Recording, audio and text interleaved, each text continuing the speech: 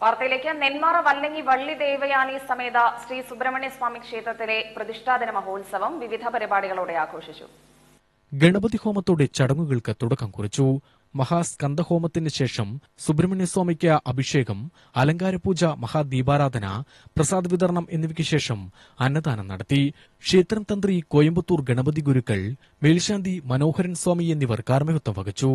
குமாரதந்திரத்தில் இருக்கக்கூடியதான ஸ்கந்தஹோமம் அப்படிங்கிற அந்த விசேஷமான பூஜையானது ஏற்பாடு செய்விக்கப்பட்டு தற்போது அந்த பூஜையில விக்னேஸ்வர பூஜைன்னு சொல்லக்கூடிய விநாயகர் வழிபாட்டோட துவங்கி தொடர்ந்து புண்ணியாக வாசனம், பஞ்சகவ்யம், பூத சுத்தி, அந்தர்யாகங்கிற பூஜையெல்லாம் தொடர்ந்து நடைபெற்று அதனைத் தொடர்ந்து ஷட்கோண யந்திரம் அப்படிங்கிற அந்த யந்திரத்தினால சுவாமிக்கு வேலாயுத சக்தி வேலாயுத அர்ச்சனையானது செய்விக்கப்பட்டு அந்த வேலை கொண்டு போய் சுவாமிக்கு சமர்ப்பணம் செஞ்சு அதன் பின்படியாக